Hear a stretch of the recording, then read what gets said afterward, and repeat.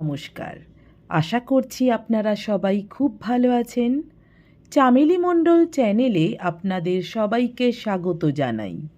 আজকে যে গল্পটি আমি পাঠ করব, গল্পটির নাম বন্দিনী। লিখেছেন বিশিষ্ট সাহিত্যিক আশাপূর্ণা দেবী। আশা করছি গল্পটি আপনাদের ভালো লাগবে। শুরু করছি আজকের গল্প বন্দিনী। 4 হাত তোশকখানা। সবটা ছাড়াবার জায়গা হয় না, বিঘতখানেক মুড়ে রাখতে হয়। সৃষ্টিকর্তা বুদ্ধি করে আদি যুগের মানুষকে খাটো করতে করতে 3.5 হাতে দাঁড় করিয়েছেন এই রক্ষে। তা না হলে 5 হাত বাই 4 হাত একখানা ঘরে সারা সংসারের বাক্স পেটরা ভাঙা ফুটো সব কিছুকে আশ্রয় দিয়ে আস্ত একটা মানুষকে ধরাতে হলে তার হাত পাগুলো নিয়ে মুশকিলের আর অন্ত থাকতো না। এ যুগে মানুষের মাপ ছোট হয়ে গেছে বলেই এতটুকু জমির মধ্যে এতগুলো বেখাপ্পা জিনিসের সঙ্গে খাপ খাইয়ে রাখতে পেরেছে চারুবালা 23 বছরের জোয়ান ছেলেটাকে। ঘরটা গুমোট, বালিশটা ছেঁড়া, তোশকটা নিরাবরণ, কিন্তু তার জন্যে চারুবালাকে দোষ দেওয়া চলে না। সংসারের সমস্ত কুশ্রিতার ওপর আবরণ দিতে হলে যে বস্তুটার আবশ্যক সেটা সংগ্রহ করা চারুবালার কাজ নয়। কিন্তু এই ঘরে বিছানায় শুয়ে এত বেশি ঘুম কি করে হয়? শঙ্কর ভাবে, সারা রাত নিশ্চিদ্র ঘুমিয়েও আশ মেটে না কেন? তবু উঠতে হয়। 7টার সময় টিউশনি রয়েছে, 9টায় অফিস। তার ফাঁকে ফাঁকে আছে সংসারের দৈনন্দিন প্রয়োজনের চাহিদা মেটানো। তারানাথকে দিয়ে তো কোনো কাজ পাবার জো নেই। ভাবলে মাথা কাটা যায়। বাড়ির কর্তা তারানাথ, তার হাতে বিশ্বাস করে 2 আনা পয়সা দেবার উপায় নেই। পয়সা হাতে পড়লেই সে একেবারে একবেলার মতো উধাও। তারপর লাল লাল চোখ আর গাঁজার গন্ধ গায়ে নিয়ে বাড়ি ফিরে শুরু করবে চারুবালার ওপর তম্বি।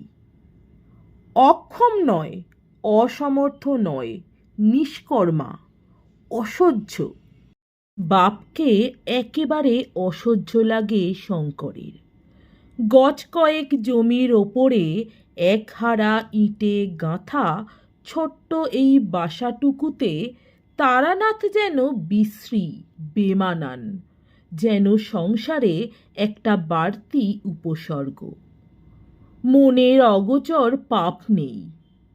অনেক সময় চারুবালার দিকে তাকিয়ে তাকিয়ে শঙ্কর ভাবতে চেষ্টা করে, তার পরনের ওই মোটা ক্যাটকেটে বহরে খাটো শাড়িখানার দুটো ধার থেকে ওই বিবর্ণ রঙের রেখা দুটো নিঃশেষে মুছে নিলে আর কত বেশি খারাপ দেখাবে।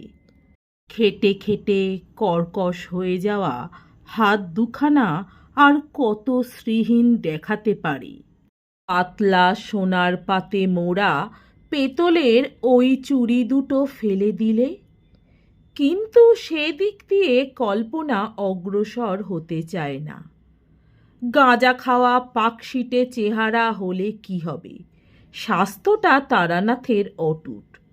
তাই বিরক্ত মুখ আর বিস্তিক্ত মেজাজ নিয়ে শঙ্কর ছোটাছুটি করে বজায় রাখে বাড়ির কাজ, অফিস আর টিউশনি। ঘর থেকে বেরিয়েই বাপের মুখটা দেখতে হবে, এই বিরক্তিকর চিন্তাটা নিয়ে ঘুম ভাঙে শঙ্করের। হ্যাঁ, ঠিক তাই। এই সকালবেলাই রান্নাঘরের রোয়াকে পা ঝুলিয়ে বসে বিড়ি টানছে তারানাথ। পেশিবহুল শীর্ণ মুখখানায় যেন শৃগালের ধূর্ততা। এই বাপ শঙ্করের, পিতাহি পরমং তপ। ধিক্কার আসে নিজের ওপর। পিতা পুত্রে বাক্যালাপটা না থাকারই মতো।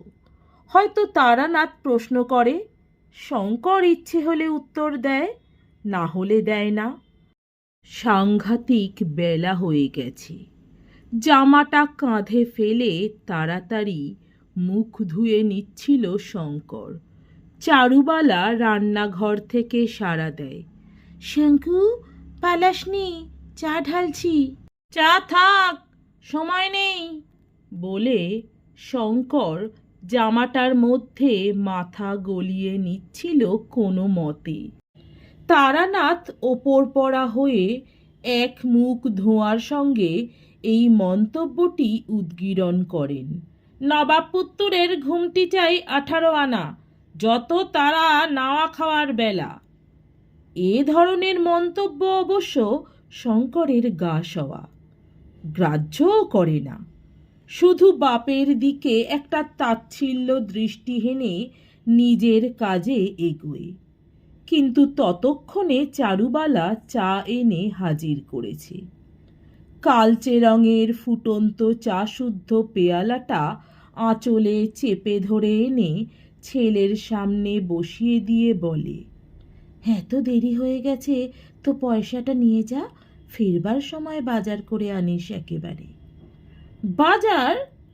মাথায় আকাশ ভেঙে পড়ে শঙ্করের। ছেলে পড়িয়ে বাজার করে এসে স্নান করতেই তো 9টা বেজে যাবে। খাওয়াটা যত গৌণই হোক, পথের সময়টা তো হাতে থাকা চাই। পথ?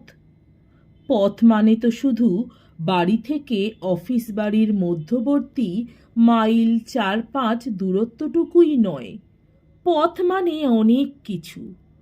পথ মানে খানিকটা হাত পা কামড়ানো দুঃসহ প্রতীক্ষা, খানিকটা বিষাক্ত বাতাসের দমবন্ধকারী আলিঙ্গন, খানিকটা ভাগ্যের হাতে অসহায় আত্মসমর্পণের নির্বেদ বৈরাগ্য।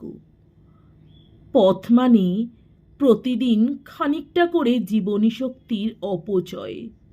বাঁচি বাঁচব, মরি মরব, এই দৃষ্টিভঙ্গি নিয়ে প্রত্যহের যাওয়া আসা। শঙ্কর বিব্রতভাবে বলে, আজকের দিনটা চালিয়ে নিতে পারবে না?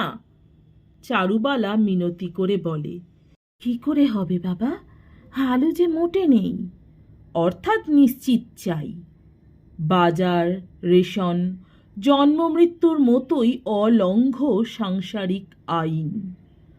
মা ছেলের কথার মাঝখানে তারানাথ খানিকটা কেশে নিয়ে গলাটা ঝেড়ে লুব্ধ স্বরে বলে, বেলা হয়ে গেছে তো ওকে ব্যস্ত করা কেন, আমায় দাও না থলিটা। যেন বাজার করতে থলিটাই একমাত্র দরকারি জিনিস। কোনো উত্তর না দিলেও চলত, সবসময় উত্তরের প্রত্যাশা করেও না তারানাথ। শঙ্কর শুধু তাচ্ছিল্য আর ব্যঙ্গ মিশ্রিত মুচকি একটু হেসেই ক্ষান্ত হয়েছিল। কিন্তু চারুবালার যে হঠাৎ কি হলো! তেলে বেগুনে জ্বলে উঠে চিৎকার করে ওঠে সে, বলতে লজ্জা করে না, লক্ষ্মী ছাড়া নেশাখোর বেহায়া। চমকে ওঠে শঙ্কর, কে বলল কথাটা, চারুবালা নাকি? কান মাথা সব যেন ঝিমঝিম করে আসে তার।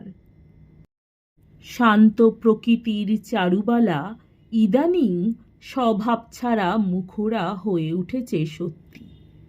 তারানাথের সম্বন্ধে যে ভাষা ব্যবহার করে তা অনেক সময়েই কানে আঘাত করে। বাপের প্রতি শ্রদ্ধায় না হোক, মায়ের ভব্যতা বোধের অভাবে। তাই বলে এইরকম অমার্জিত স্পষ্ট গালাগালি। ছেলেবেলা থেকেই তারানাথ ওর দুচক্ষের বিষ, কিন্তু কি অদ্ভুত ভালো লাগতো মাকে। শঙ্কর যে বয়সে ভালো করে পড়তে শেখেনি, চারুবালা ওকে মুখস্থ করাতো ছড়া, পদ্য, গান। মা যখন কানের দুল দুলিয়ে হাতের বইখানা মুড়ে রেখেই হেসে হেসে পড়ত, আমার খোকা করে গো যদি মনে, এখনই পারে উড়ে যেতে সে পারিজাতের বনে, তখন নিজেকে সত্যি অসাধ্য সাধক বলে মনে হতো। অদেখা কোন পারিজাত বনের সুবাস আচ্ছন্ন করে রাখত সেই শিশু চিত্তকে। আবার যখন তারানাথের বেদম ধমকে নিঃশব্দে কাঁদত চারুবালা, তখন মনে হতো মা যেন এক দৈত্যের হাতে বন্দিনী রূপকথার রাজকন্যা, দুঃখিনী, অসহায়। বড় হয়ে, অনেক বড় হয়ে দৈত্যটাকে মেরে মাকে উদ্ধার করবার একটা দুরন্ত কল্পনা যেন পেয়ে বসে থাকত তাকে। বয়সের সঙ্গে সঙ্গে কল্পনার দৌড়টা অবশ্যই কমেছে, কিন্তু মাকে উদ্ধার করার সেই দুরন্ত ইচ্ছেটা যেন সূক্ষ্ম হয়ে রয়েই গেছে মনের মধ্যে। রাজকন্যার মতো আরামেই রাখতে ইচ্ছে করে মাকে, কিন্তু কি নিরুপায় বেচারা। ম্যাট্রিক দিয়েই পড়ার পাট চুকিয়ে চাকরিতে ঢুকতে হয়েছে, নেহাতি বাজে চাকরি। এইটুকু বিদ্যে নিয়েই জোগাড় করতে হয়েছে টিউশনি। গোটা তিনেক ক্ষুদে ছেলেকে পড়ানো না হোক, চড়ানো। তবু মার একটু অবসর দেখলেই সে ছেলে মানুষের মতো মার কোলে মাথা রেখে শুয়ে আবোল তাবোল ব্যাখ্যানা করে। বড়লোক হলে কী রকম সুখে রাখবে মাকে, যেন বড়লোক হওয়া নিশ্চিত। মা আর ছেলে একটা দল, তারানাথ একলা, তারানাথ এক ঘরে। এ রাজ্যে তার প্রবেশ নিষেধ। কিন্তু ইদানিং ধীরে ধীরে কি শোচনীয় পরিবর্তন হয়ে যাচ্ছে চারুবালার।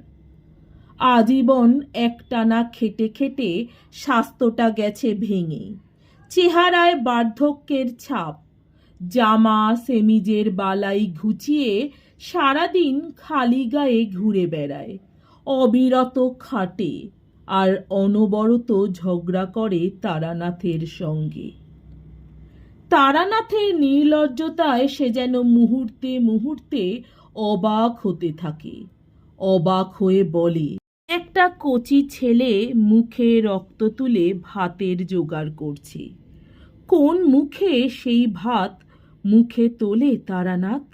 বলে, যেমন করেই হোক এতকাল তো সংসার চালিয়ে এসেছিল, আজ ছেলেটা দুটো পয়সা আনতে শিখেছে বলেই হাত পা ঠুঁটো হয়ে গেল তার। শুনিয়ে শুনিয়ে এরকম অনেক কথাই বলে আজকাল, কিন্তু আজকের ভঙ্গিটা বড় অসুন্দর। কিছু একটা বলে কথাটা চাপা দিতে যাচ্ছিল শঙ্কর, কিন্তু চারুবালা যেন হঠাৎ অদ্ভুত হিংস্র হয়ে উঠেছে। তাই জ্ঞানগম্যি হারিয়ে যথেচ্ছ গালাগাল করে তারানাথকে। হাত পা থাকতে যে অন্যের অন্নদাস হয়ে থাকে, তার মুখের জন্যে এমন একটা বস্তুর ব্যবস্থা দেয় যেটা আর যাই হোক খাদ্যবস্তু নয়। বাপকে যতই অভক্তি করুক শঙ্কর, তবু জীবন্ত বাপের মুখের জন্যে আগুনের ব্যবস্থাটায় চুপ করে থাকতে পারে না। তাই, কি হচ্ছে মা বলেই বকে ওঠে, আর তাতেই যেন চারুবালা একেবারে ক্ষেপে যায়। স্বামীর সম্বন্ধে বিশ্রী একটা কটূক্তি করে বলতে থাকে, যা হচ্ছে ঠিকই হচ্ছে, বলবেই তো, 1000 বার বলবে। ছেলের পয়সা চুরি করে যে নেশা ভাঙ করে, তার মুখেই শুধু আগুন নয়, গলায় দড়ি। এক ফোঁটা হায়া লজ্জা যদি এখনো থাকে তারানাথের শরীরে, তাহলে যেন দড়ি একগাছা এক্ষুনি কিনে আনে। মাথার সিঁদুর আর হাতের শাঁখা দুগাছা ঘুচিয়ে জন্মের শোধ স্বস্তির নিঃশ্বাস ফেলবে চারুলতা। এত কাণ্ডতেও নির্লিপ্ত মুখে বসে বসে বিড়ি টেনে যাচ্ছিল তারানাথ। দেখে বোঝবার উপায় ছিল না শ্রবণ শক্তিটা তার কার্যক্ষম কিনা, কিন্তু শেষের কথাটায় একেবারে ধৈর্য হারিয়ে বসে। হুমকি দিয়ে বলে, কি? যত বড় মুখ নয় তত বড় কথা, জানো রাখলে আমার জ্ঞান থাকে না। চারুবালা হঠাৎ বিশ্রী ভঙ্গিতে হেসে উঠে বলে, মরে যাই রে, সেই ভয়ে অজ্ঞান হয়ে যাব আমি। এই দেখো না, মুখের সামনে দিচ্ছি ঘুচিয়ে, করবে কি আমার? বলেই সেই ক্ষয়ে চুপ হয়ে যাওয়া বাঁধানো চুড়ি দুগাছা হাত থেকে টেনে টেনে খুলে দূর করে দিয়ে আঁচল দিয়ে সিঁথের সিঁদুরটা ঘষতে থাকে। অবাক হয়ে চেয়ে থাকে শঙ্কর। সমস্ত বোধশক্তি যেন অসাড় হয়ে গেছে তার। কি দেখছে সে? কোন কুৎসিত নাটকের অভিনয়? বোধশক্তি জেগে উঠল যখন সিঁদুরে রাঙা সেই আঁচলটা কপালে চেপে ধরে মাটিতে বসে পড়েছে চারুবালা। আর তরল খানিকটা রাঙা রং গড়িয়ে পড়ছে তার আঙুলের ফাঁক থেকে। সহ্য শক্তিটা তারানাথের যত বেশি হোক, অনন্ত নয়। হাতের নাগালেই যদি একখানা ভারী কয়লার চাপড়া পাওয়া যায়, তবে তুলে নিয়ে ছুঁড়ে মারবে না? মার খেয়ে কি অদ্ভুতভাবে হঠাৎ চুপ করে গেল চারুবালা। বসার ভঙ্গিটা তার কি করুণ, অসহায়। 20 বছর আগের সেই বন্দিনী রাজকন্যা কি ফিরে এলো এতদিন পরে? তাই শঙ্করের মনের মধ্যেও ফিরে এসেছে শৈশবের সেই ইচ্ছেটা। এখন তো সে বড় হয়েছে, অনেক বড়, তবে চিরদিনের ইচ্ছেটা পূরণ করবে না কেন? বুদ্ধিহত বিহল তারানাথ হঠাৎ ঘাড়ের ওপর অনুভব করে একটা কঠোর স্পর্শ, আর শুনতে পায় একটা ক্রুদ্ধ গর্জন, বেরিয়ে যান, এখনই বেরিয়ে যান, আর একদণ্ড এখানে নয়। রাগ করতে ভুলে গেল যেন তারানাথ, অপমানের মাত্রাটা বুঝতে পারেনি বলে। তাই বোকার মতো তোতলামি করে বলে, বাহ ছোকরা, বেশ, খুব বিদ্যে হচ্ছে। বলি, বাড়ি থেকে তাড়িয়ে দেবার কে হে তুমি, মালিক নাকি? শঙ্কর দাঁতে দাঁত পিষে বলে, তা বাড়ির ভাড়াটা যখন আমাকেই গুনতে হয়, তাছাড়া আর কি? বেশি কথা শুনতে চাই না, আপনার ব্যবস্থা আপনি করে নেবেন। তারানাথ যেন উত্তরোত্তর বোকা মেরে যায়, আরও ছ্যাবলার মতো বলে, বেশ বেশ, ব্যবস্থা রাস্তায় পড়ে আছে আর কি, থাকবো কোথায়? কেন, গাঁজার আড্ডায় অনেক তো বন্ধু আছে আপনার, ভাবনা কি আদর করে জায়গা দেবে? বলে এতক্ষণে গটগট করে বেরিয়ে যায় শঙ্কর। কোথায় যাবার জন্যে বেরিয়েছে মনে করতে পারে না, অনির্দিষ্টভাবে ঘুরে বেড়ায় খানিকক্ষণ। তারপর হঠাৎ একটা দোকানে ঝোলানো ঘড়ির কাঁটার দিকে চোখ পড়তেই চট করে উঠে পড়ে একখানা চলন্ত ট্রামে। অফিসে আসার পর তবে মনে পড়ে চারুবালাকে সেই অবস্থায় রেখে এসেছে সে। বসে থাকতে থাকতে সেইখানেই হয়তো শুয়ে পড়েছে চারুবালা। তরল রক্তের ধারাটা শুকিয়ে জমাট বেঁধে আছে গালের ওপর। শঙ্কর কি পাগল হয়ে গিয়েছিল? তা নইলে তারানাথকে ওভাবে, যতই হোক বাপ তো। তবু কোনো মতে টিফিন পর্যন্ত থেকে তবে ছুটি চায় সে। দাসত্ব বড় ভয়ানক বস্তু। অফিস থেকে বাড়ির মধ্যবর্তী ব্যবধানটা যদি মন্ত্রবলে উড়িয়ে দেওয়া যেত।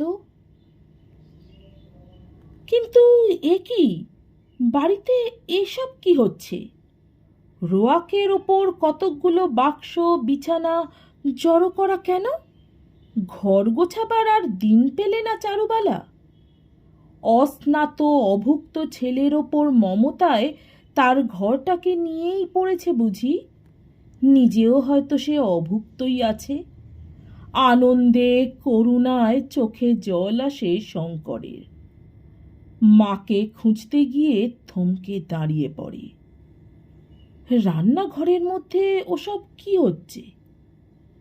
তারানাথ মহোৎসাহে কতকগুলো বাসনপত্র বাঁধা ছাঁদা করছে, আর কপালে ন্যাকড়ার পটি বাঁধা চারুবালা সাহায্য করছে তার।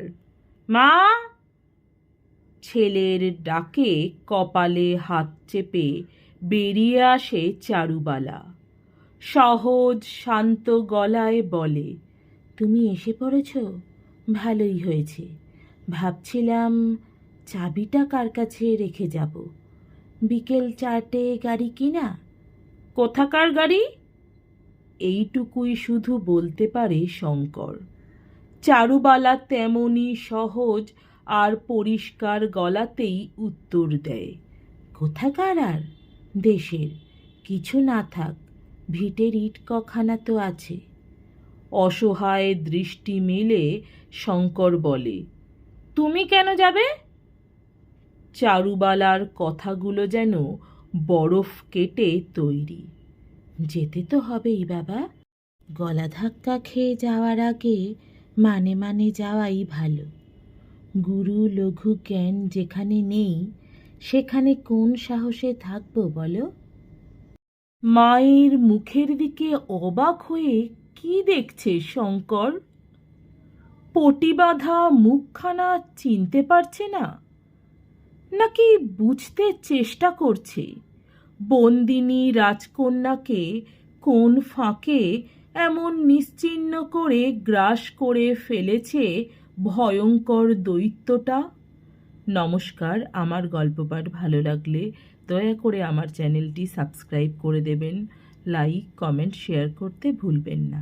অনেক ধন্যবাদ।